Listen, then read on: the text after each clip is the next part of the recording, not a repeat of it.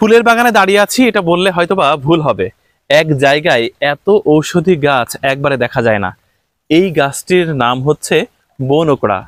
সবাই এটাকে জংলি ঘাগড়া বলেই চিনে থাকেন। এর ইংরেজি নাম হচ্ছে অর্মেনিয়া ফাইবার। এইটা অনেক ঔষধি গুণ সম্পূর্ণ একটি গাছ।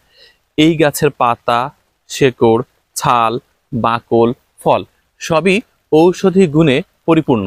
ইউরোপিয়ানরা এই গাছের ছাল দিয়ে জাহাজের জন্য শক্তপোক্ত দড়ি তৈরি করত। শুধু তাই না, আফ্রিকা মহাদেশে এর কচি ডগা সবজি হিসাবে খাওয়া হয়ে থাকে। তারা তাদের খামারে পালিত মহিষদের এই কচি ডগা খাওয়াতো। তাতে করে দুধের পরিমাণ দ্বিগুণ হতো। এইটাতে অনেক উপাদান রয়েছে। এর পাতার নির্যাস রক্ত আমাশয়, ডায়রিয়া এবং পেটের পীড়া সংক্রান্ত যে কোনো সমস্যা খুব সহজেই সমাধান করতে পারে। এই গাছটার মধ্যে রয়েছে ফ্লাভিনয়েড, গ্লাইকোসাইড, টার্পিনয়েড এবং অ্যান্টিঅক্সিডেন্ট। এইটার শেকড় ক্যান্সার প্রতিরোধক এবং জীবাণু প্রতিরোধ করতে এই গাছের নির্যাসটি ব্যবহার করা হয়ে থাকে। শুধু তাই না, প্রাচীনকালের মানুষ এই গাছের ডগা গর্ভপাত করাতেও ব্যবহার করে আসছে। জ্বর আসলে এই গাছ, মাথা ব্যথাও এই গাছ। এই গাছটি সবচেয়ে বেশি বংশবিস্তার করে মানুষের মাধ্যমেই।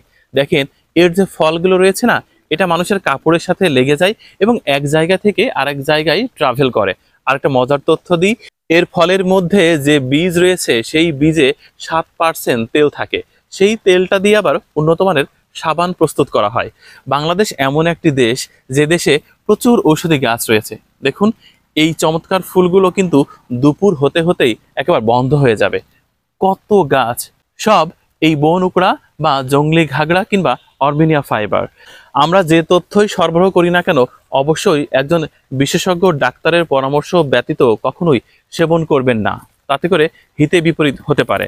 দেখুন, আমরা শুধুমাত্র গাছকে পরিচিত করাতেই প্রোগ্রামগুলো করে থাকি।